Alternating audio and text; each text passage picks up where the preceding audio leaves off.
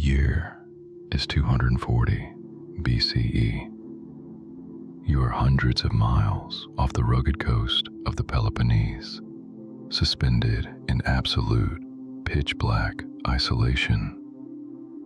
Beneath you is the deep, fathomless expanse of the midnight Mediterranean Sea, an ancient body of water, heavy, dark, and completely undisturbed.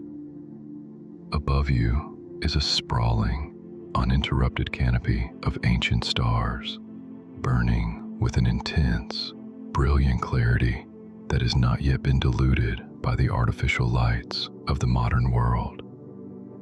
You can see the dense, glowing band of the Milky Way stretching across the velvet sky like a river of silver dust. Imperfectly suspended between the crushing depth of the dark ocean and the freezing void of the sky, you are entirely, undeniably safe. You are a scholar, a meticulously trained academic, recruited from the stoic, quiet marble libraries of Athens. You have been summoned across the sea to the most magnificent, highly guarded repository of human knowledge ever constructed, the Great Library of Alexandria. But tonight, there is no reading to be done. There is no translation required. There is no exhausting mental labor expected of you. The heavy, stressful expectations of the academic world have been safely packed away in your leather satchels. The exhausting demands of the mainland, the politics of the Senate, and the frantic pace of terrestrial society have all been completely severed by the sheer, massive distance of the sea. Tonight, your only responsibility is to exist and to let the massive, brilliant physics of this ancient vessel carry you forward through the dark. You are resting inside a small, heavily insulated, private cabin built securely into the raised aft deck of a massive Hellenistic merchant ship. This is not a cramped, fragile, wooden fishing boat, nor is it a narrow, violently fast military trireme built for war. It is a true marvel of Ptolemaic engineering, a massive, heavy-bellied grain ship known to the ancient mariners as a hulkus. It is over 130 feet long, 30 feet wide, capable of carrying hundreds of tons of heavy cargo safely across the volatile sea. It does not move quickly. It does not need to. It moves with a slow, unstoppable, glacial momentum. You lie on a heavy wooden cot built directly into the timber frame of the cabin. Beneath you is a thick mattress constructed from a lattice of tightly woven hemp rope, overlaid with a heavy canvas sack stuffed with dried seagrass. It is incredibly firm, deeply supportive, and perfectly contours to the tired, aching muscles of your back. You are wrapped tightly in thick, heavy blankets of undyed sheep's wool. These blankets were hand-woven on a massive, upright loom. The raw wool was never stripped of its natural oils, leaving a rich, thick coating of lanolin deep within the microscopic fibers. This makes the heavy fabric completely resistant to the damp sea air. As you pull the thick fabric up to your chin, the immense physical weight of the blanket instantly grounds you. It presses down against your chest, trapping the radiating heat of your own body and creating a perfectly dry, incredibly warm microclimate against the freezing midnight draft. The air inside the tiny cabin is rich with an intoxicating, deeply ancient profile. It smells of dry Lebanon cedar, the faint, sweet aroma of Mediterranean olive oil, heavy beeswax used to waterproof the outer hull, and the sharp, clean scent of sea salt drifting through the small, open window above your bed. Hanging from a thick bronze chain attached to the ceiling joist is a small, perfectly crafted terracotta oil lamp. It is a beautiful, humble piece of functional chemistry. It was shaped by hand on a wooden wheel and fired in a massive stone kiln until the red clay became as hard as iron. The potter's fingerprints are still faintly visible, baked forever into the smooth surface. Inside the small clay basin, a tiny wick of twisted Egyptian linen floats in a shallow pool of cold-pressed, unrefined olive oil. Through the brilliant, silent physics of capillary action, the microscopic linen fibers slowly draw the heavy oil upward, feeding it safely and consistently to a soft, trembling amber flame. Because the oil is so pure, it burns completely clean. There is no smoke, only a warm, radiant light. As the massive ship slowly, rhythmically rolls over the long ocean swells, the bronze chain acts as a primitive gimbal, swinging perfectly in time with the sea. The soft amber light dances across the thick wooden planks of your cabin, casting long, lazy shadows that stretch and compress with the hypnotic breathing of the ocean. You close your eyes and listen to the brilliant, uncompromising physics of the ship's architecture. There are no roaring engines here. There's no electrical hum and no metallic grinding.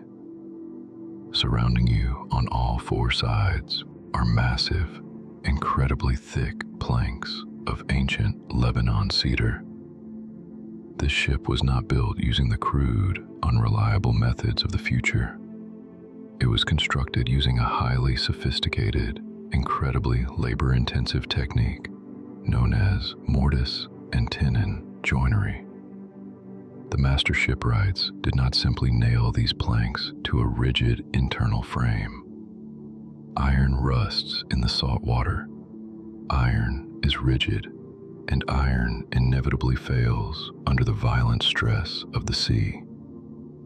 Instead, they spent months carving thousands of precise, incredibly deep rectangular slots into the edges of the heavy cedar boards.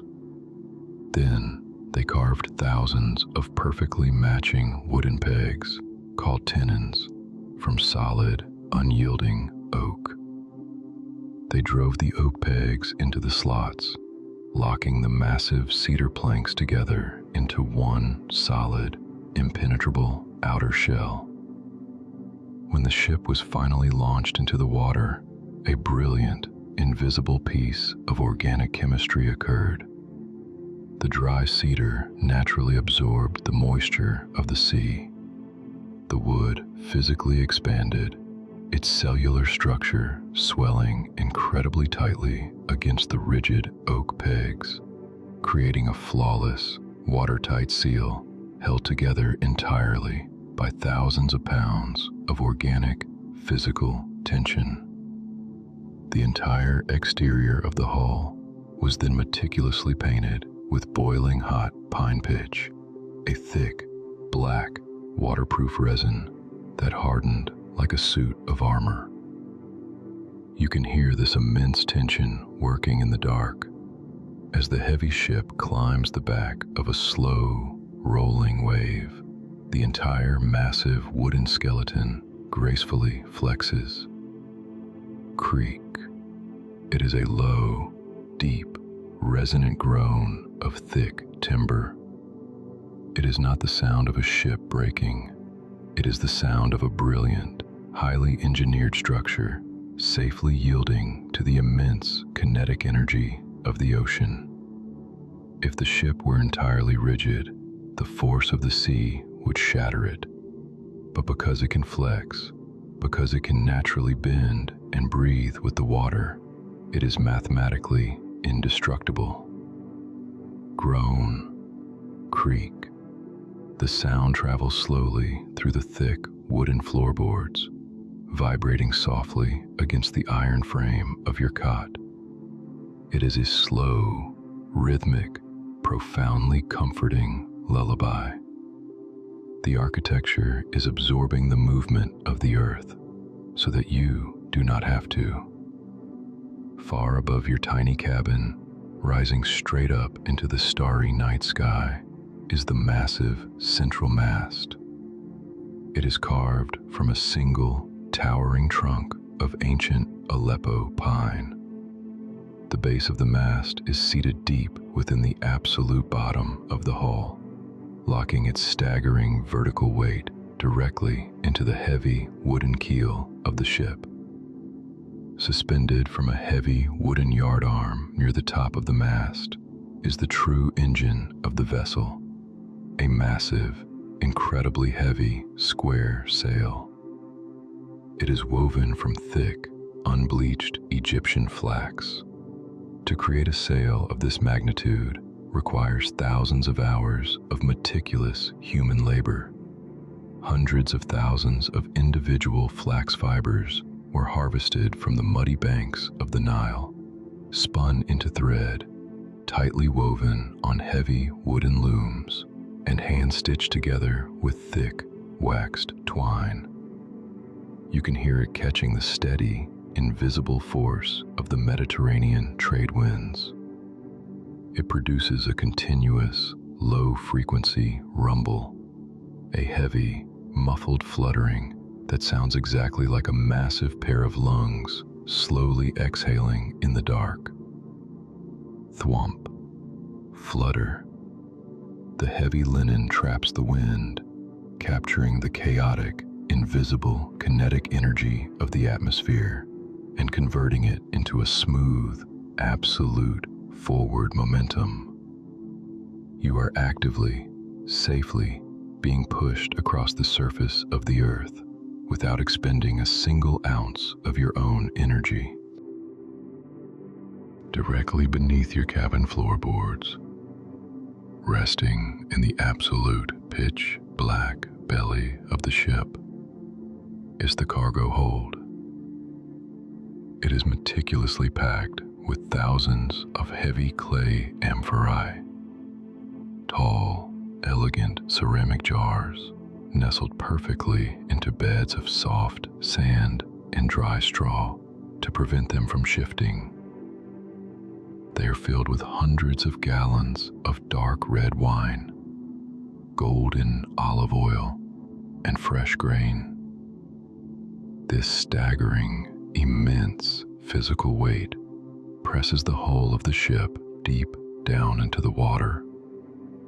It acts as a massive, permanent ballast, lowering the ship's center of gravity and making it virtually impossible to capsize.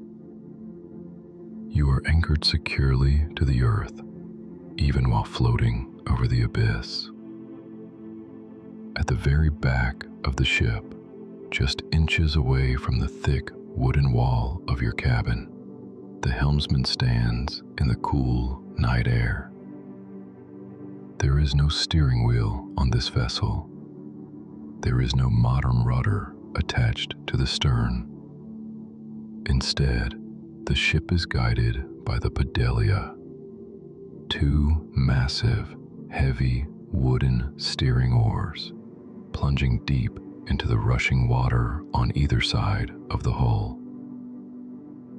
The helmsman is a master of the sea. He does not need to see the coastline. He does not need a compass.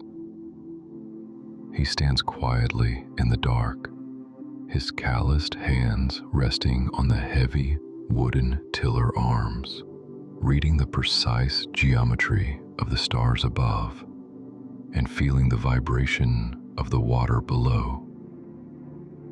As he applies the brilliant mathematical physics of leverage to make a tiny, microscopic adjustment to the tiller, you can hear the deep, muffled rush of the dark water swirling past the thick cedar blades. Swoosh. It is an incredibly complex display of fluid dynamics. The heavy wooden hull parts the midnight water at the bow, sending it sliding smoothly along the curved sides of the ship until it finally rejoins and folds back into itself at the stern. The sound is incredibly close. Just on the other side of the heavy wooden wall, thousands of tons of deep, freezing salt water are passing by, but it cannot reach you. The brilliant, ancient geometry of the heavy cedar hull, coated in a thick, waterproof layer of melted pine pitch and beeswax, is holding the entire weight of the ocean entirely at bay. You are perfectly insulated in a warm, dry pocket of air, suspended comfortably between the water and the stars. You sink your head deeper into the soft, wool-stuffed pillow. The slow, hypnotic swaying of the ship acts exactly like a massive wooden cradle. Up and over the swell, down into the trough. Up and over, down and through. The motion is perfectly predictable. It never rushes. It never hesitates. It is the slow, eternal heartbeat of the sea. Your breathing begins to slow, effortlessly synchronizing with the perfect and yielding rhythm of the Mediterranean tide. The heavy, anxious thoughts of the future, the complex translations waiting for you in Egypt, simply melt away, absorbed by the deep acoustic hum of the ship. Tomorrow, the sun will rise, and the great artificial harbor of Alexandria will appear in the morning mist. But tonight, there is only the creaking of the cedar, the deep flutter of the heavy linen sail, and the soft, rhythmic breathing of the sea. You let the tension drain entirely from your shoulders, your mind safely anchored to the heavy wooden floorboards. You surrender entirely to the heavy, absolute safety of the ship as it slowly, faithfully carries you through the dark. Hours pass in the deep, velvet darkness of the Mediterranean. Your physical body has become entirely accustomed to the slow, heavy breathing of the ship. The rhythmic rise and fall of the massive cedar hull has lulled you into a profound, dreamless state of rest. But slowly, the physical physics of the ocean begin to change. The deep, towering swells of the open water gradually lose their kinetic energy. The massive, steep, rolling motion of the ship begins to flatten, smoothing out into a gentle, quiet glide. You open your eyes in the dim, amber light of your private cabin. You do not leave the heavy, comforting warmth of your wooden cot. You pull the thick, naturally oiled wool blanket tighter around your shoulders, feeling the deeply grounding weight of the fabric pressing securely against your chest. You turn your head against the soft canvas pillow, and look out through the small, square wooden window. The starry night sky has vanished, replaced entirely by a thick, heavy curtain of pre-dawn sea fog. It is a beautiful, mesmerizing meteorological phenomenon. As the freezing night air meets the lingering, radiating warmth of the North African coastline, the moisture rapidly condenses. It creates a dense, rolling mist that physically swallows the horizon.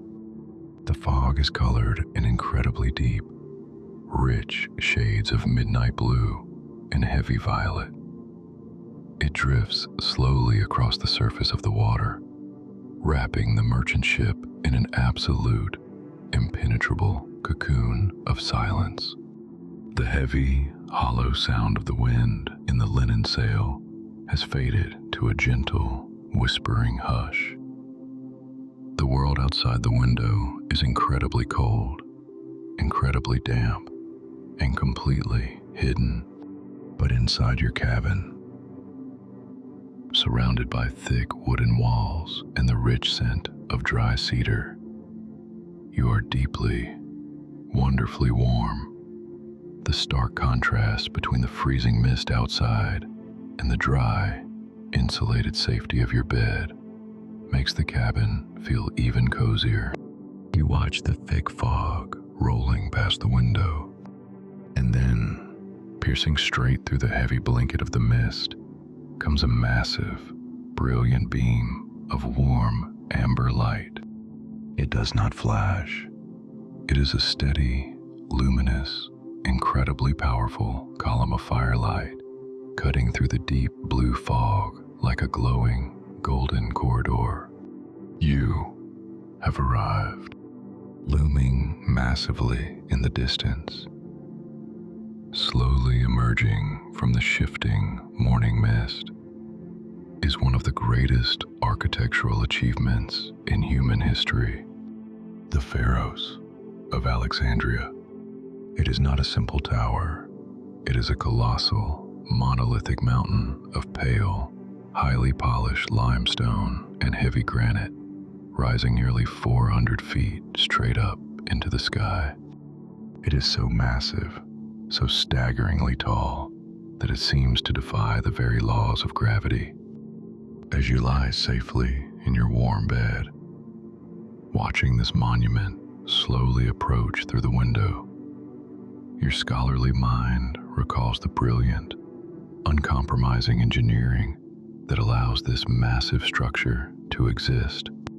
The ancient architects knew that a tower of this immense height would be subjected to terrifying natural forces: the relentless kinetic battering of the sea, the violent winter storms, and the deep, rumbling tectonic earthquakes of the Mediterranean fault lines. If they had simply stacked the massive stone blocks on top of one another, the sheer, unyielding vibration of the earth would eventually shake the tower apart. So, they engineered a masterpiece of structural resilience. They did not use brittle mortar to bind the stones. Instead, the master masons carved deep, precise channels into the edges of the massive limestone blocks. Once the heavy stones were perfectly aligned, they poured hundreds of tons of boiling, molten lead directly into the joints. When the metal cooled and hardened, it bound the stones together with a heavy, incredibly flexible seal. The entire towering structure of the lighthouse is held together by a skeletal web of solid lead. When the earth shakes or the hurricane winds howl, the malleable metal absorbs the kinetic energy. The massive building does not shatter. It gently, imperceptibly yields and survives. At the very top of the colossal tower, burning under a massive open-air colonnade, is the guiding fire. It is a massive, roaring blaze, fed by highly resinous acacia wood and thick, heavy oils.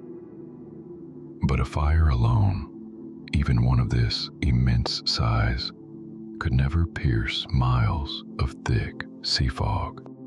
The true genius of the pharaohs lies directly behind the flames. Resting on a heavy mechanical swivel is an absolutely massive, perfectly curved mirror cast from solid, highly polished bronze. For months, artisans worked with fine sand and soft leather, buffing the bronze surface until it became as smooth and reflective as a glassy pool of water. This massive, parabolic mirror acts as an ancient, flawless focusing lens. It captures the chaotic, scattered light of the massive fire, physically bends it, and projects it forcefully out over the curvature of the earth. It creates a highly concentrated beam of warm, amber safety that can be seen by weary sailors over 30 miles away. As the ship glides slowly toward the light, the heavy, rolling waves of the open sea completely disappear. You have crossed the threshold of the great breakwater. The brilliant architects of Alexandria constructed a massive, artificial land bridge called the Heptastadion. It connects the mainland directly to the island of Pharos, creating a colossal physical barrier against the chaotic energy of the sea. The transition is profound. One moment, the ship is rising and falling on the unpredictable currents of the ocean. The next moment, as the wooden stern passes behind the massive stone walls of the breakwater, the water becomes incredibly, perfectly still. It is as flat and smooth as dark obsidian glass. The heavy cedar hull of your ship stops rolling. The deep, resonant creaking of the timber skeleton finally ceases, settling into a peaceful, quiet dormancy. The heavy linen sail above is slowly, methodically lowered by the crew.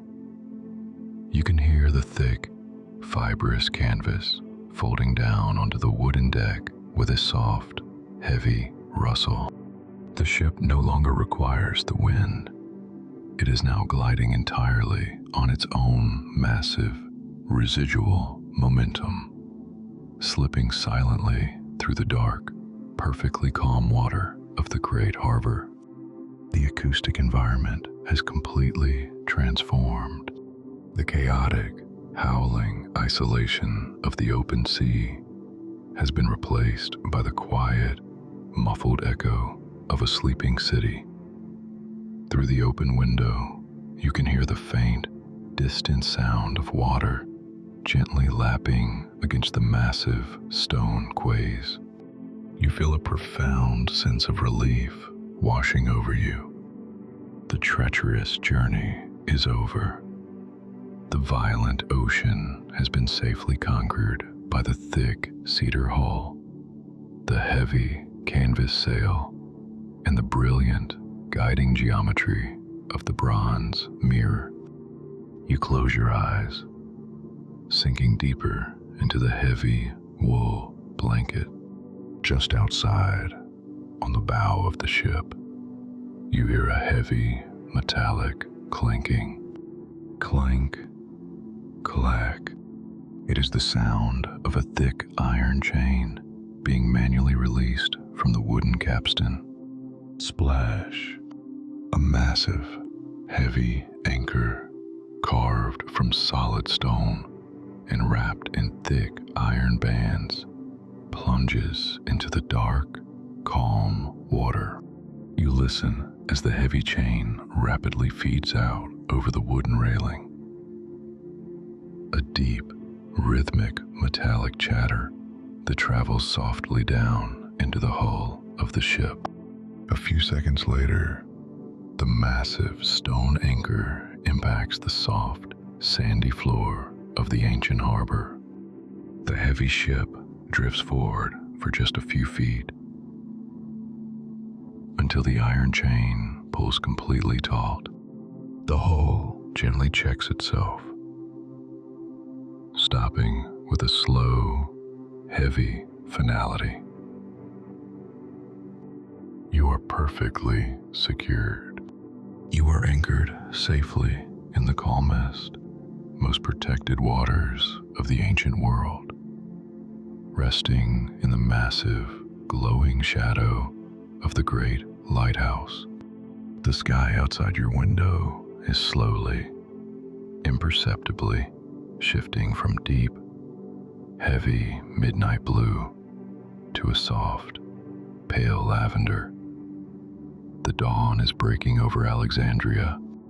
Soon, you will walk down the heavy wooden gangway and step on to the ancient stone streets. You will pass through the towering columns of the Museon and enter the cool, silent vaults of the greatest library the world has ever known. But there is no rush. The harbor is safe, the anchor holds, and the heavy, insulating warmth of your cabin demands that you rest for just a little while longer. You let your breathing synchronize with the absolute, glassy stillness of the water below, surrendering to the profound, uninterrupted peace of the morning. The heavy wooden gangway of the merchant ship meets the massive stone blocks of the Alexandrian quay with a soft, muffled thud. You step off the cedar planks of the vessel and place your leather-clad feet onto the solid, unyielding foundation of the earth. The gentle, hypnotic rolling of the sea is immediately replaced by the absolute, rigid stability of the mainland. The city of Alexandria is still deep in its morning slumber. The wide, perfectly straight grid of the limestone streets is completely empty. The chaotic, vibrant energy of the marketplaces and the rushing crowds will not wake for hours. You walk slowly to the royal quarter, passing under the deep, cooling shadows of towering marble colonnades. The air is crisp, carrying the faint, damp scent of the river Nile, mingling with the salt of the Mediterranean. But as you approach the vast, sprawling complex of the Museon, the Temple of the Muses, the atmosphere begins to shift. You climb the wide, sweeping expanse of the white limestone steps. Before you, standing at the entrance to the Great Library, are two massive, monumental doors, forged from solid bronze. They are heavily oxidized, coated in a rich, beautiful layer of pale green patina, a testament to decades of standing proudly against the salty sea air. You press the palms of your hands against the cold, heavy metal of the right door. Despite weighing thousands of pounds, the brilliant Hellenistic engineers have balanced the massive bronze slab perfectly on a hidden, lubricated pivot mechanism of hardened iron and polished stone. You apply a slow, steady pressure. The massive door glides inward with a deep, resonant, metallic hum. It does not squeak. It does not protest. It simply yields to your touch with a heavy, beautifully engineered grace. You step over the raised marble threshold and into the dim, heavily shaded interior of the great hall. You turn, grasp the thick, bronze handle and pull the massive door shut behind you. Thud. The sensory shift is absolute. The moment the heavy bronze meets the stone frame, the outside world is instantly, violently severed. The faint cries of the harbor gulls, the rhythmic lapping of the sea, and the damp chill of the morning fog are entirely erased. You are standing in a space of profound, heavy, acoustic deadness. The massive, incredibly thick walls of solid limestone absorb all ambient vibration. The silence in this room is not empty. It is a physical, weighted presence. It is a heavy, velvet blanket of quiet, wrapping securely around your shoulders. You take a slow, deep breath. The scent of the archive is overwhelming and deeply, fundamentally comforting. It is the concentrated, ancient perfume of preserved human knowledge. It smells of dry earth, old parchment, the sweet, faint residue of beeswax, and, above all else, the rich, heavy aroma of Lebanon cedar oil. The master librarians do not leave the survival of these scrolls to chance.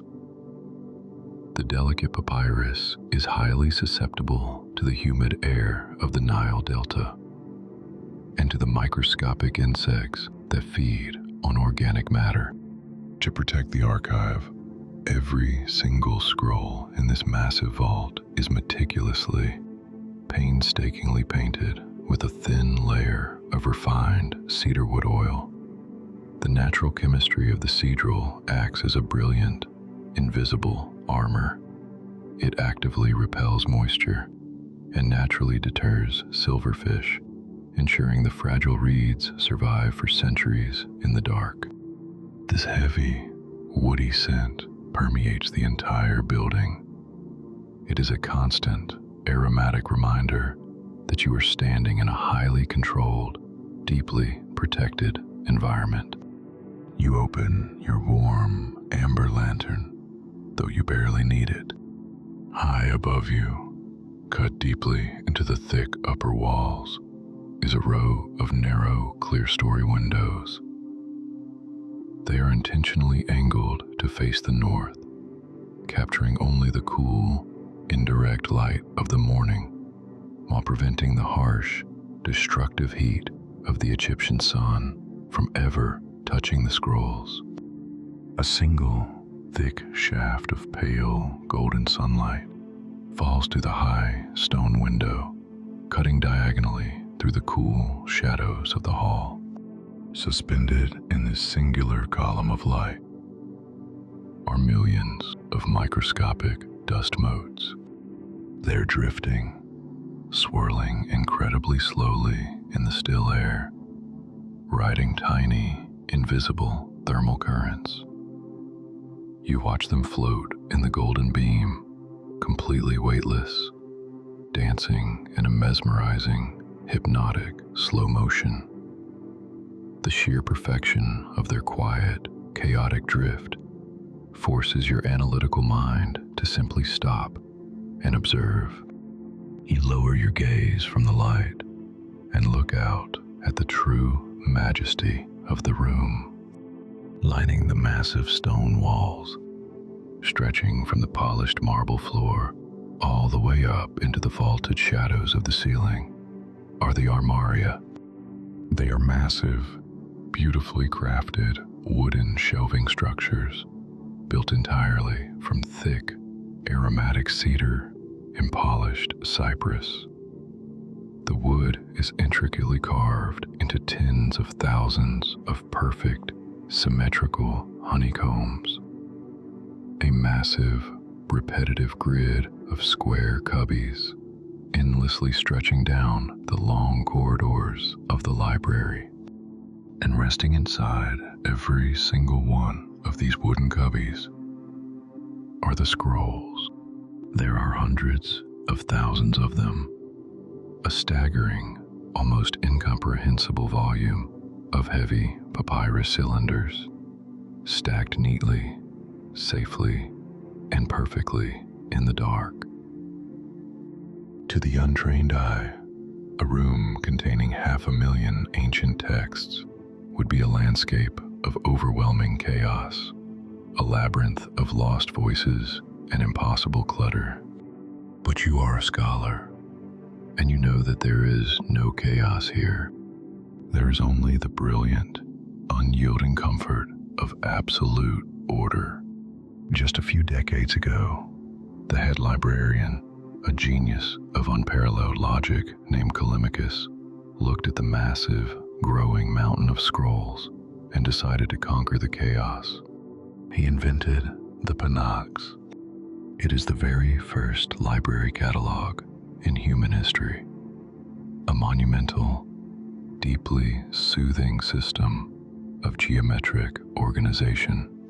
Callimachus systematically divided all the knowledge of the universe into distinct, highly predictable categories: mathematics, astronomy, medicine, history, law, and poetry. Within each massive category, he physically organized the authors in perfect, unyielding alphabetical order. As you walk slowly down the long, silent aisle, your soft leather sandals whispering against the smooth marble floor, you trail your fingertips lightly over the edge of the wooden shelves. You look at the end of the rolled scrolls. Tied delicately to the wooden spindle of every single text is a tiny, precise parchment tag called a syllabus. These delicate tags hang down from the shelves like a forest of tiny paper leaves. Written on each tag in neat, meticulous black ink is the specific title of the work, the name of the author, and the exact number of lines contained within the scroll. The psychological comfort of this space is immense. The chaotic, unpredictable world of nature and politics has been locked outside the bronze doors. Inside these walls, the universe has been caught, categorized, labeled, and safely put exactly where it belongs. If you want to understand the exact geometry of a sphere, you do not need to wander aimlessly. You simply walk to the mathematics corridor, find the letter E, and pull the scroll of Euclid from its designated wooden sleeve. Everything is handled, everything is accounted for. There are no surprises in the dark. You reach the center of the archive, arriving at your personal workspace. It is a heavy, thick slab of dark basalt stone, resting on two solid marble pillars. The surface of the stone desk is polished completely smooth, offering a cool, flat canvas for the delicate work of translation. You set your heavy leather satchel softly onto the floor. You place your warm terracotta oil lamp onto the corner of the dark stone table. You sit down heavily onto a simple, sturdy wooden stool. The physical fatigue of the long ocean journey is still deeply embedded in your muscles. Your shoulders ache with the memory of the heavy ship, but the profound, insulating silence of the library begins to draw that tension out of your body. You lean forward, resting your forearms against the cool, grounding surface of the basalt stone. It actively pulls the residual heat from your skin, centering you entirely in the present moment. You are surrounded by the silent, sleeping voices of the greatest minds in history. Resting peacefully in their cedar beds, waiting patiently in the dark. You take a long, slow breath of the dry, cedar-scented air. The day's work is about to begin. A deeply meticulous, tactile, and profoundly quiet labor. Unrolling the heavy papyrus, mixing the black iron ink, and tracing the ancient mathematics of the stars. But for just a moment, you sit perfectly still in the empty stone hall, letting the heavy, flawless order of the Great Library quiet your mind and wash the last remnants of the chaotic ocean entirely away. The physical labor of the journey is over. You are sitting quietly at the heavy, dark basalt reading desk, deep within the cool, heavily shadowed vaults of the Great Library. The chaotic rolling of the Mediterranean Sea has been entirely replaced by the absolute, massive stability of the stone floor beneath your leather sandals. Before you can begin to translate the ancient geometries of the world, you must first prepare your workspace. It is a slow, deeply methodical ritual of analog craftsmanship, a series of tiny, perfectly executed tasks that anchor your mind entirely to the present moment. You reach down into your heavy leather satchel and slowly undo the thick brass buckle. You pull out a small, heavy cylinder of solid, polished bronze. It is your inkwell. You set it down onto the cool basalt desk with a soft, heavy, metallic clink. You twist the bronze lid, feeling the precise, machined friction of the metal threads, and pull it away. Inside the well, resting at the bottom, is a small, completely dry, solid black cake of concentrated pigment. In the ancient world, ink is not a cheap, mass-produced liquid. It is a brilliant, highly specialized chemical compound, mixed by hand, anew, every single day. This specific ink, the famous carbon black of the Hellenistic scholars, is made from two incredibly simple, organic ingredients. The first is soot, the pure, microscopic carbon dust gathered from the heavy smoke of burning olive oil lamps. The second ingredient is the thick, hardened sap of the Egyptian acacia tree, a natural resin known as gum arabic. In its dry form, it is completely dormant. You reach into your satchel again and retrieve a small, teardrop-shaped flask of blown glass filled with pure, distilled water. You unstopper the tiny cork and carefully, meticulously, let exactly 3 drops of water fall into the bronze inkwell. You take a thin wooden dowel and begin to stir. The physical sensation is deeply satisfying. As the water meets the dry cake, the thick resin of the acacia sap begins to slowly, beautifully dissolve. You press the wooden dowel against the bottom of the bronze well, grinding the carbon soot into the liquid. It makes a soft, rhythmic, gritty sound against the metal. Scrape, swirl, scrape, swirl. The water rapidly shifts from completely clear to a deep, heavy, glossy black.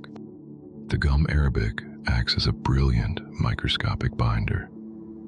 It physically suspends the tiny particles of carbon soot in the water, ensuring they do not sink to the bottom. It gives the ink a heavy, smooth viscosity, like a thin syrup, allowing it to flow perfectly over the rough texture of the paper. The ink is ready, but ink is entirely useless without a precise instrument to deliver it. You reach across the stone desk and pick up your pen. It is not a feather quill. Those will not be invented for centuries.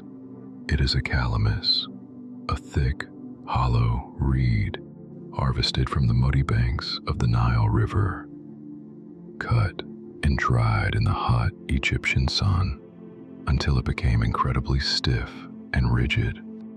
The reed is completely blunt. It must be shaped. You draw a small, incredibly sharp bronze knife from your leather belt. You hold the hollow reed in your left hand and position the sharp edge of the bronze blade just an inch from the tip. With a smooth, forceful, highly controlled motion, you push the blade forward. The sharp bronze effortlessly slices through the dry, rigid fibers of the bamboo-like wood. The sound is incredibly crisp, a sharp, tactile, acoustic snap in the heavy silence of the library. You slice the sides of the reed, carving the blunt end down to a perfectly sharp, elegant point. Finally, you place the very tip of the knife exactly in the center of the nib and gently press downward, creating a microscopic, invisible slit straight up the middle of the point.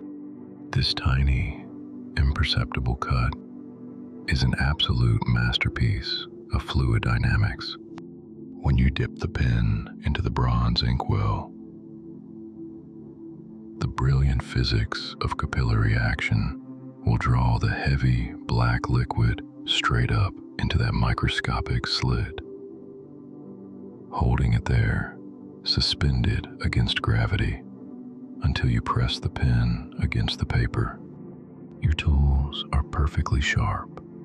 The ink is flawlessly mixed. It is time to open the archive. Resting in the center of the dark stone desk is the scroll. It is a heavy, thick cylinder housed safely inside a beautifully tanned, soft leather sleeve. You untie the thin leather cord binding the sleeve and slide the scroll out onto the basalt stone. Attached to the carved wooden spindle at the center of the scroll is a small parchment tag, the Silibos. It brushes softly against the polished stone as you set the scroll down. Written in neat, faded black ink on the tag is the title of the work, The Geometry of the Earth by Eratosthenes. You rest the palms of your hands against the thick, tightly wound layers of the scroll. The physical texture beneath your skin is absolutely extraordinary. To the untrained hand, it might feel like rough, thick paper. But this is not paper made of mashed wood pulp. This is papyrus. It is an incredibly complex, labor-intensive feat of botanical engineering. To create the material resting beneath your hands, the ancient artisans waded deep into the shallow, marshy waters of the Nile Delta, harvesting the towering, triangular green stalks of the cyperus papyrus plant. They used sharp knives to carefully peel away the tough outer green rind, revealing the soft, incredibly white, spongy pith hidden inside the stem. This soft pith was meticulously sliced into long, razor-thin, perfectly uniform strips.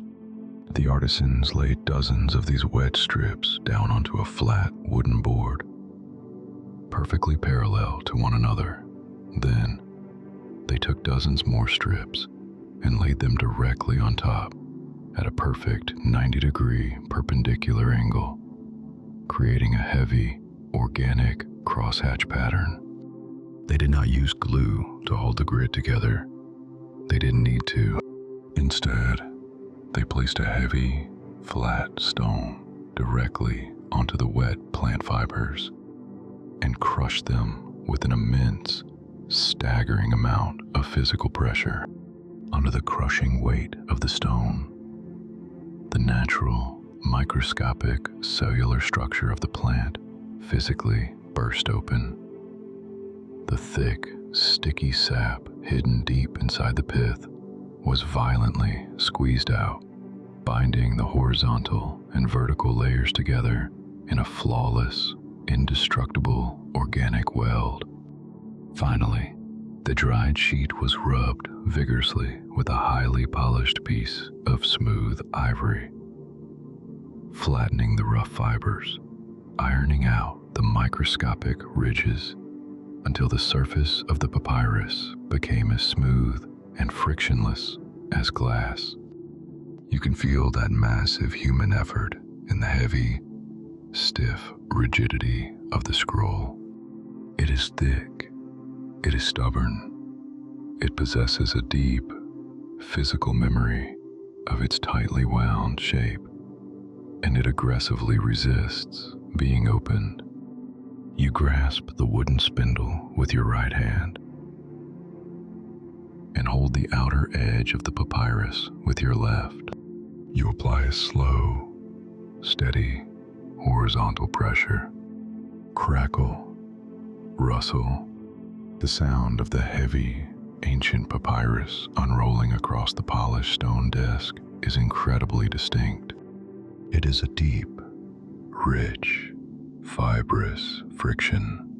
The stiff material crackles slightly as it flattens out, the organic fibers bending and yielding to your strength. You unroll exactly 2 feet of the text, revealing a massive, beautiful grid of ancient Greek calligraphy and precise geometric diagrams drawn perfectly onto the pale yellow surface. Because the papyrus is so heavy and so stiff, the moment you let go, it will violently snap back into a tight cylinder. You must anchor it. Resting on the corner of your desk are 2 small, heavy weights cast from solid lead, wrapped in soft, dark Moroccan leather to protect the paper. You pick up the first heavy lead weight and place it gently on the top left corner of the unfurled scroll. Thud. You pick up the second heavy weight. Pull the papyrus completely taut and place it on the bottom left corner. Thud. The massive kinetic tension of the rolled scroll is safely, securely pinned to the table. The paper is perfectly flat. The surface is completely taut. You sit back, looking at the perfectly organized workspace you have just constructed. The warm, flickering amber light of the terracotta oil lamp casts deep, relaxing shadows across the rough texture of the papyrus. The heavy bronze inkwell sits open, the glossy black liquid waiting patiently. The razor-sharp tip of the reed pen rests on the stone. The heavy, exhausting world outside no longer exists. The chaotic ocean is gone. The blinding sun of the Egyptian desert is locked away behind 3 feet of solid limestone. There is only the quiet, heavy silence of the archive. the rich, intoxicating scent of cedar oil, and the brilliant, beautiful logic of the mathematics waiting before you. You let out a long, slow exhalation. Your mind is completely clear. Your breathing is slow and perfectly rhythmic. You reach out, pick up the hollow reed pen, and prepare to dive deep into the brilliant, comforting geometry of the ancient stars. The heavy papyrus scroll is pinned completely flat against the cool basalt desk, illuminated by the warm, slow flickering amber light of your terracotta lamp is the brilliant mind of Eratosthenes of Cyrene. He is the chief librarian of this massive, towering archive, and he is the man who finally, undeniably, measured the entire physical world. You lean closer to the ancient document. The surface of the papyrus is covered in a beautiful, perfectly organized grid of ancient Greek calligraphy. Written in deep, glossy black iron gall ink. Beside the columns of text are intricate, highly precise geometric diagrams, massive intersecting circles, perfectly measured triangles, and sweeping arcs drawn with a heavy brass compass.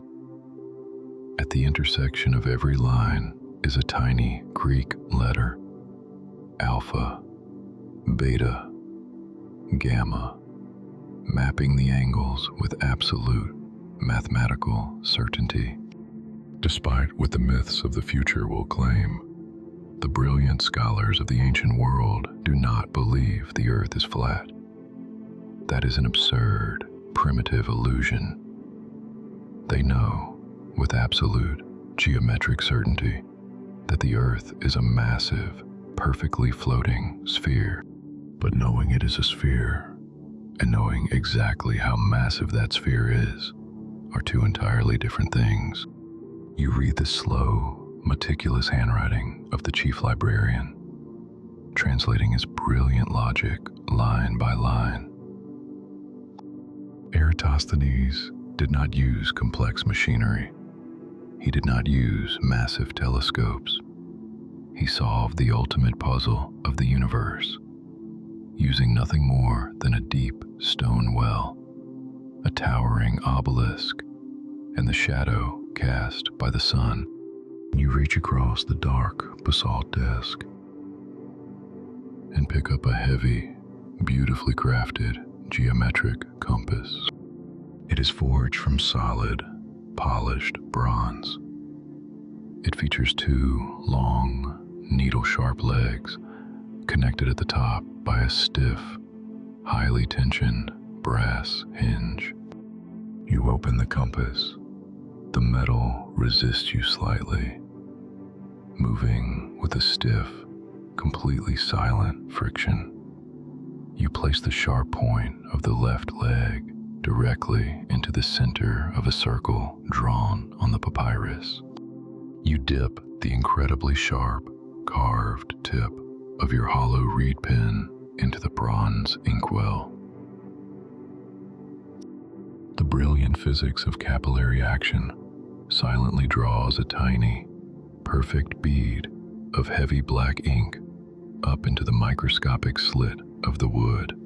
You press the nib of the pen against the rough, textured surface of the papyrus. Scratch, scratch.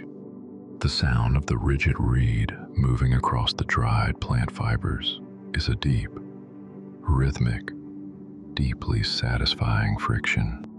As the pen moves, the thick, resinous ink is pulled from the wood, sinking instantly into the porous yellow paper, leaving behind a wet, glossy black line that catches the amber light of the flame. You are carefully transcribing Eratosthenes' grand experiment, a masterpiece of simple, undeniable logic he read in a much older scroll that hundreds of miles to the south, in the desert city of Syene, a fascinating optical phenomenon occurred exactly once a year. On the day of the summer solstice, at the exact hour of noon, the sun reached its absolute highest point in the sky. In Syene, on that one specific day, the sun was positioned so perfectly, so flawlessly directly overhead, that the towering stone obelisks cast absolutely zero shadow. The brilliant light of the sun shone straight down to the very bottom of the deepest, darkest stone wells, illuminating the water resting hundreds of feet below the earth. The light was perfectly, mathematically vertical. But Eratosthenes knew that here, in the northern coastal city of Alexandria, on that exact same day, at that exact same hour of noon, the shadows did not disappear. When he drove a perfectly straight wooden rod into the earth in Alexandria, it cast a distinct, measurable shadow across the ground.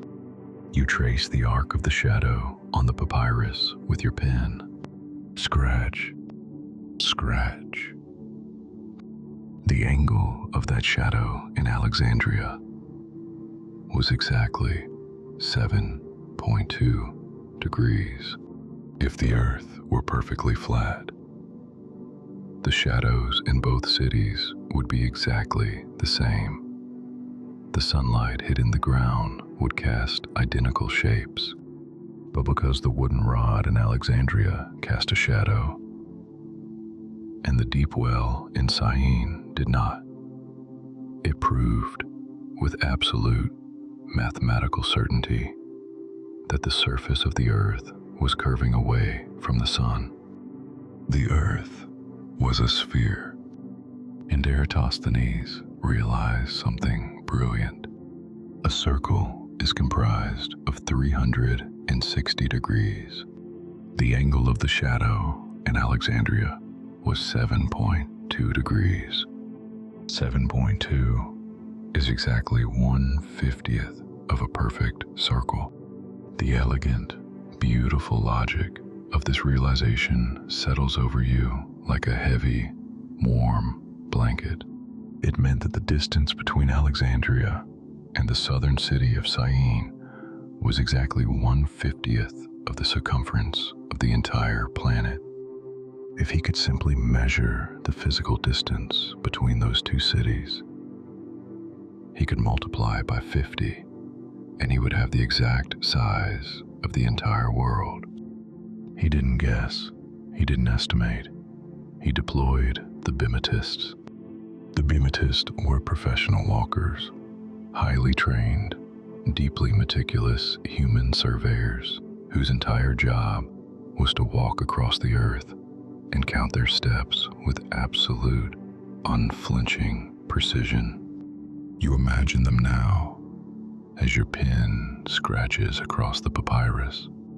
Hundreds of miles of hot, blinding Egyptian desert, a line of men walking with a slow, heavy, perfectly rhythmic cadence.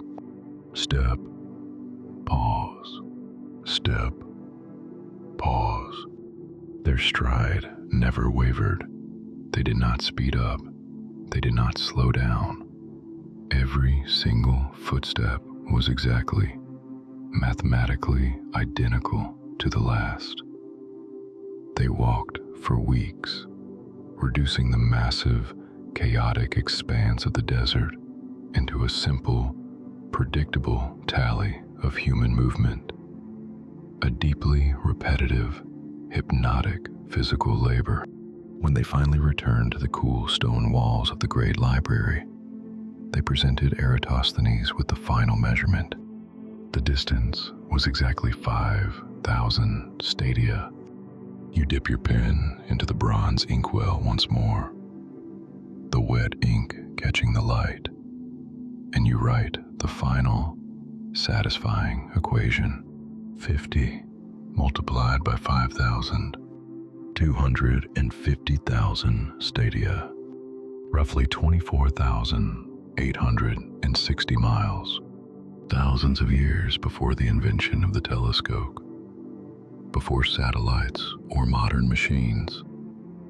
A man sitting in this exact quiet room, surrounded by the smell of cedar oil and old paper, used the shadow of a single wooden stick to map the entire massive globe.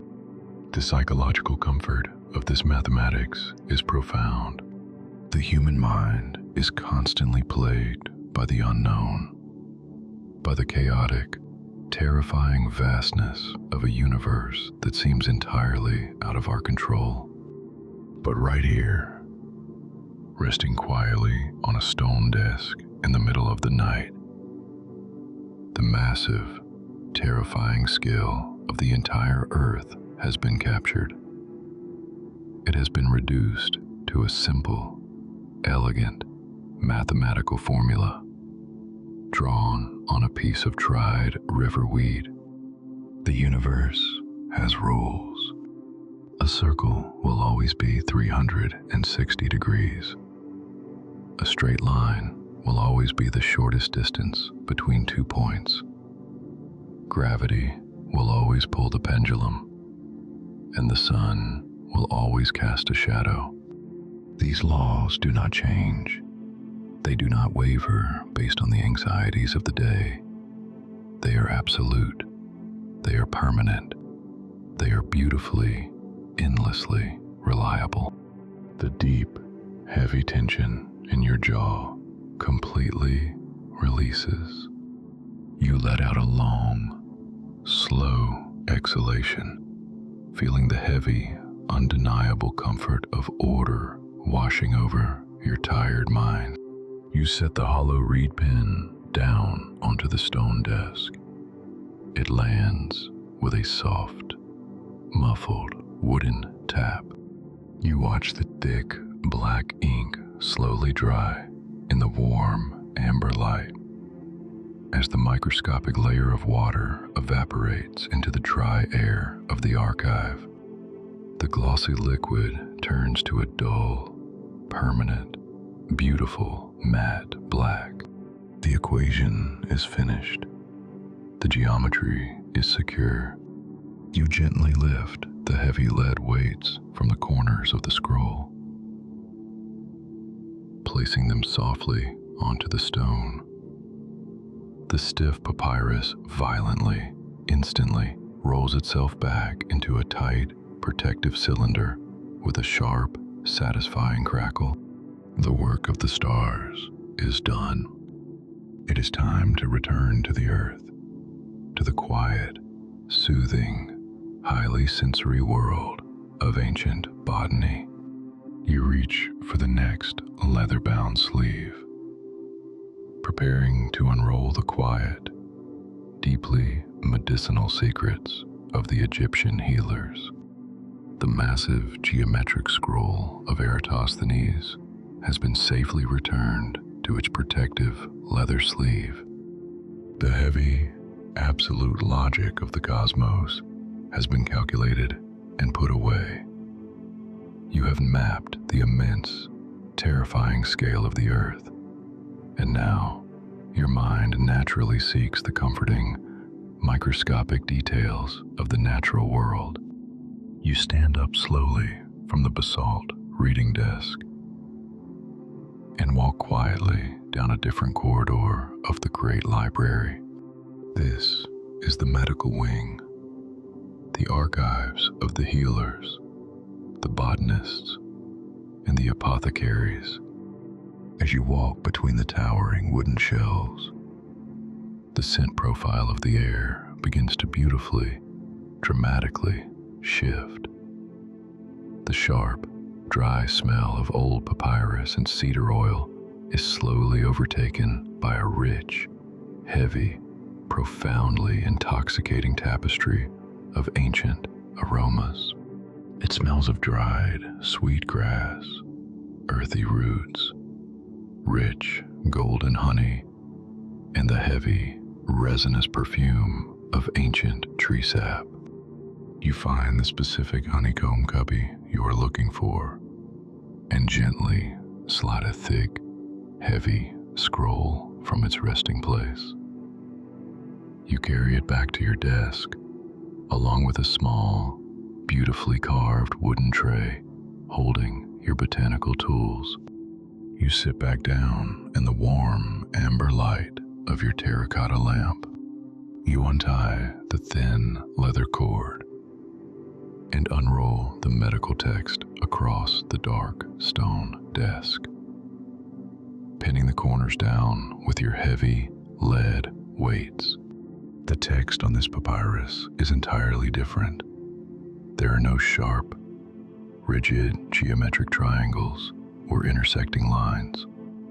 Instead, the pale yellow paper is covered in soft, beautiful, meticulously detailed illustrations of plants. Every delicate leaf, every tiny root system, and every microscopic petal has been carefully painted by hand, using vibrant pigments derived from crushed minerals and earth. This scroll is a catalog of the nervous system, a deeply researched ancient guide on how to calm the human mind and induce a deep, dreamless sleep. You reach out and pull the wooden apothecary tray toward you. Resting on the tray is a small, heavy mortar and pestle. It is not made of iron or rough stone. It was carved by hand from a single, solid block of Egyptian alabaster. The stone is incredibly dense, yet slightly translucent. In the amber light of the lamp, the edges of the alabaster seem to softly glow, revealing the beautiful, swirling white ribbons of calcium hidden deep within the rock. You rest your fingers against the alabaster pestle. It is cold to the touch and incredibly heavy. Beside the mortar are 3 tiny, fragile glass jars, sealed tightly with small corks and hardened beeswax. You pick up the first jar. Inside, resting at the bottom, are a handful of dried, brittle blue petals. This is the sacred blue lotus of the Nile, Nymphaea cerulea. For thousands of years, the healers of the ancient world have understood the profound chemical power of this beautiful water lily. When harvested in the cool air of the early morning and dried incredibly slowly in the deep shade, the petals retain a powerful, natural alkaloid. When steeped in warm wine or pressed into oils, the blue lotus acts as a brilliant, natural sedative. It physically binds to the receptors in the human brain, immediately slowing the heart rate, melting the heavy tension in the muscles, and quietly shutting down the chaotic, anxious thoughts of the day.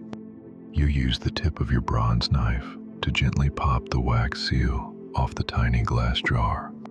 You pour a small mound of the dried blue petals into the heavy alabaster mortar. Next, you open the second jar. It contains the tiny, golden yellow heads of dried Roman chamomile. As the jar opens, the sweet, deeply comforting scent of warm earth and baked apples drifts into the air. The ancient scholars knew that chamomile contained a brilliant, invisible magic. Centuries before the discovery of molecules, they knew that crushing these tiny golden flowers released a volatile oil that acted as a gentle, undeniable lullaby for the nervous system. You pour the dried chamomile directly on top of the blue lotus petals. You pick up the heavy alabaster pestle wrapping your hand securely around its smooth, polished grip. You press the rounded bottom of the stone directly into the dried flowers. You apply a slow, heavy, downward pressure and begin to move the pestle in a slow, perfect circle. Crackle, crush. The sound is incredibly close, incredibly intimate. The dry, brittle plant fibers violently snap and break under the immense, unyielding weight of the stone. Scrape, grind, scrape, grind. The heavy alabaster grinds against the bottom of the bowl. A deep, rhythmic, highly tactile friction. With every slow, methodical rotation of your hand, the physical structure of the flowers is completely broken down. The leaves and petals are crushed into a fine, microscopic powder. As the plant's cellular walls burst open under the pressure, they release their trapped essential oils directly into the air. The heavy, incredibly soothing scent of lotus and chamomile blooms across the stone desk, filling your lungs with a warm, heavy tranquility. The physical act of grinding the herbs is hypnotic. It is a slow, analog labor that requires no complex thought, just the slow, heavy repetition of the circle. Scrape, grind, scrape, grind. When the herbs are reduced to a perfect, uniform powder, you set the heavy pestle down. It clinks softly against the stone desk. You reach to the very edge of your workspace, where a small, three-legged bronze brazier rests safely on a heat-proof clay tile. Inside the brazier, nestled in a bed of white ash, is a single, glowing lump of hardwood charcoal. It has been burning for hours, reduced to a soft, deep orange ember that radiates a steady, isolated heat. You open the third and final tiny jar. Inside are small, rough, golden brown pebbles. They look like tiny pieces of amber glass. This is myrrh and frankincense. These are not plants. They are the thick, heavy tears of ancient tree sap, harvested from the jagged, arid cliffs of the Arabian Peninsula. The trees are carefully scored with a knife, and the thick resin slowly bleeds out, hardening in the hot sun into these solid, fragrant stones. You use a pair of delicate bronze tweezers to pick up a single, small piece of the golden frankincense. You hold it carefully over the brazier and drop it directly onto the glowing orange charcoal. Hiss, sizzle. The exact second the hardened resin touches the superheated coal, a brilliant, microscopic chemical reaction occurs. The solid sap instantly begins to melt, bubbling and boiling in the intense heat. The golden rock liquefies, sinking slowly into the porous surface of the charcoal, and then the smoke appears. A thick, heavy, milk-white ribbon of smoke curls slowly upward into the cool air of the library. The scent is absolutely breathtaking. It is heavy, woody, deeply complex, and incredibly grounding. It carries notes of warm pine, bright citrus, and rich, ancient earth. The ancient scholars believed that the smoke of frankincense actively cleansed the air of impurities, and they were mathematically correct. The burning resin releases a powerful organic compound that acts as a natural antiseptic, physically purifying the oxygen around you. You sit back in your wooden chair. You watch the thick, white ribbon of smoke drift incredibly slowly through the amber light of the oil lamp. It twists and folds over itself in the still air, creating a mesmerizing, fluid geometry before slowly dissipating into the dark shadows of the vaulted ceiling.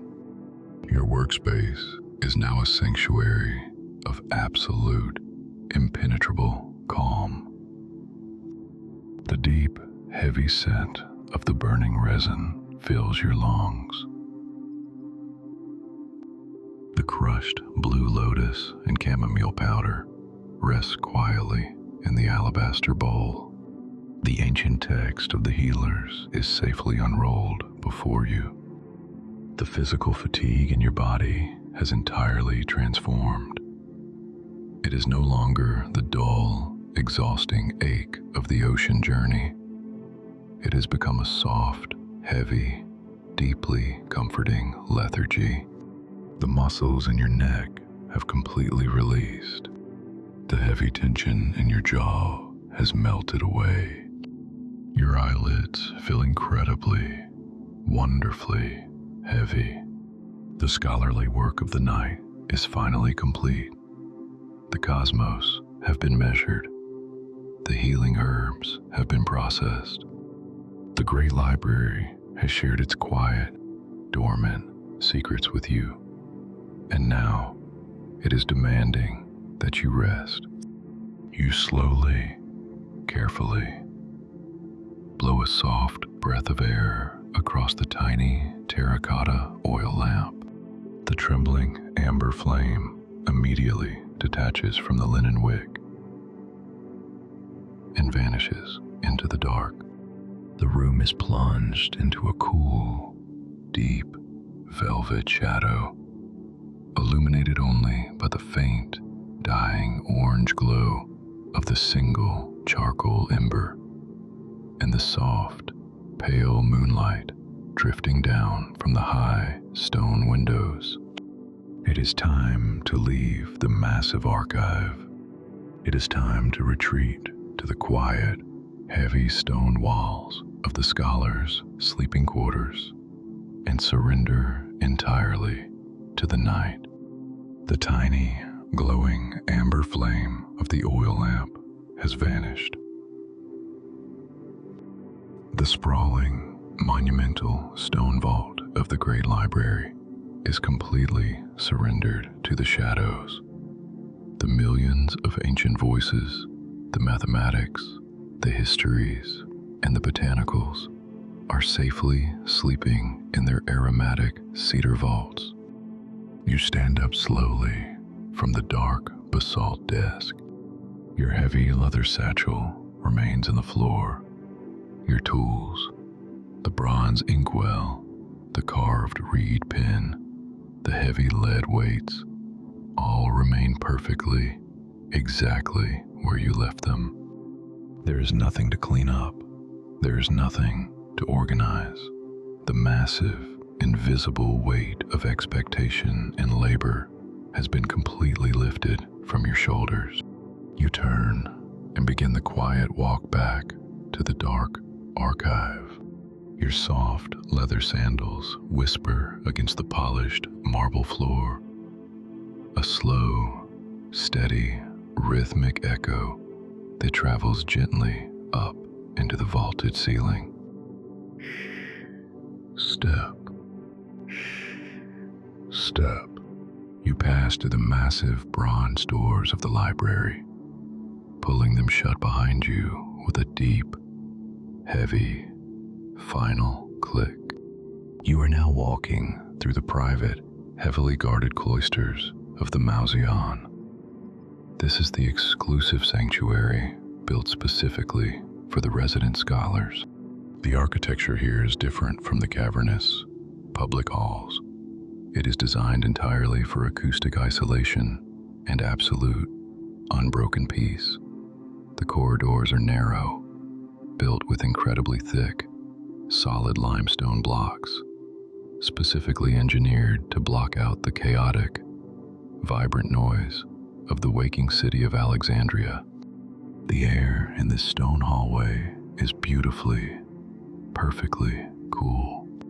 Because the massive limestone walls are several feet thick, they act as a brilliant, ancient thermal battery. During the day, they absorb the intense, punishing heat of the Egyptian sun, preventing it from ever reaching the interior corridors. And at night, they slowly, gently radiate a soft, refreshing coolness. It is the perfect, mathematically precise temperature for deep, restorative sleep. You reach the end of the long stone corridor and stop before a heavy, solid cedar door.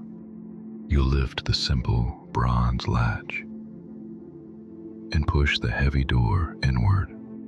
You step over the raised stone threshold into your private sleeping quarters. You turn and push the door shut. Thud. The room is small, intensely intimate, and utterly devoid of clutter.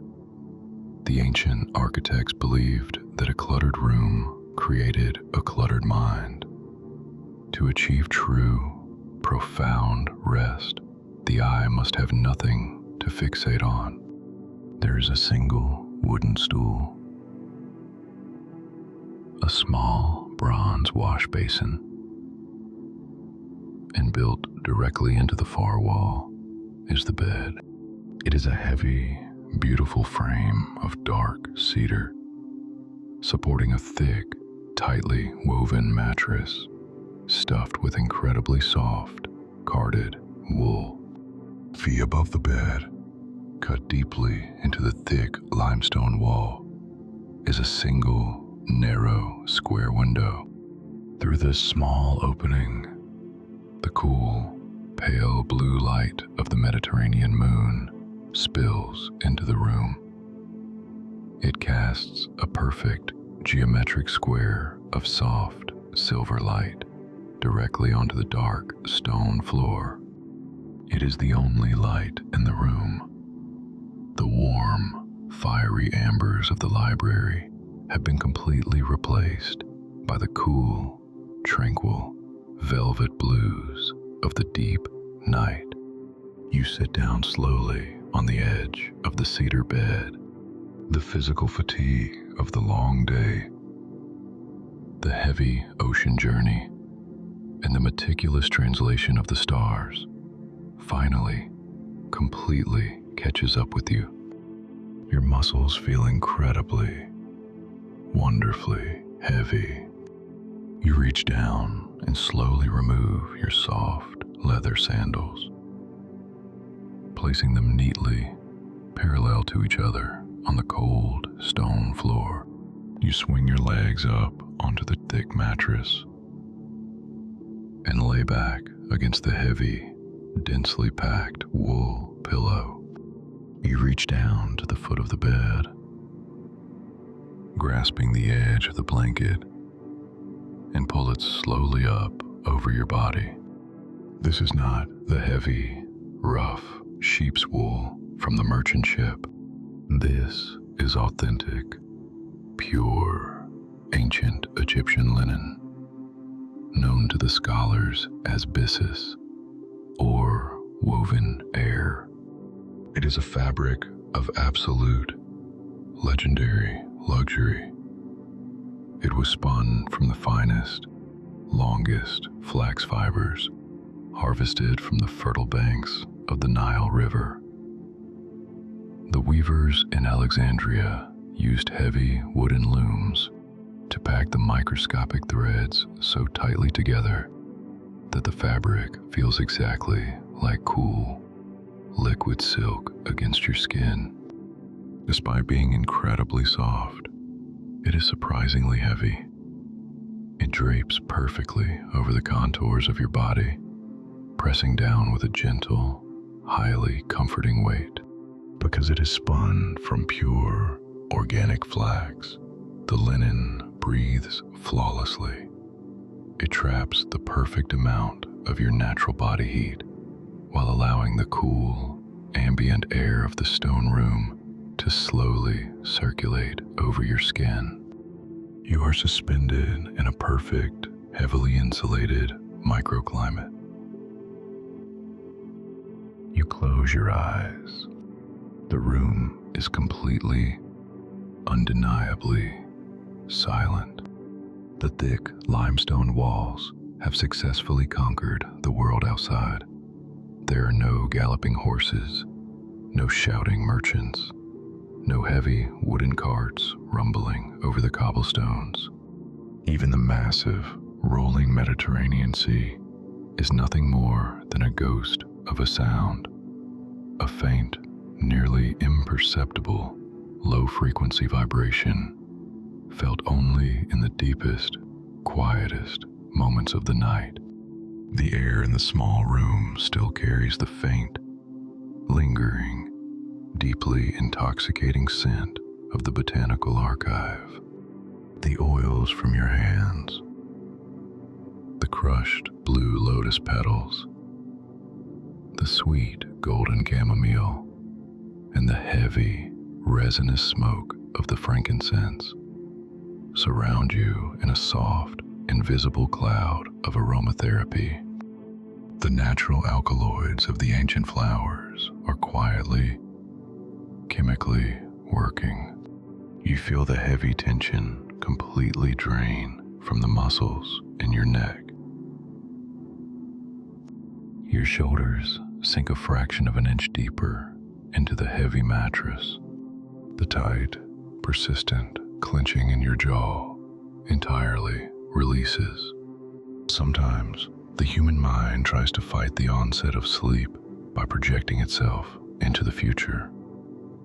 It worries about the fate of the knowledge, the fragility of the papyrus, and the myth of the Great Fire. But you are a scholar of logic, and you know the absolute truth of this specific moment in time.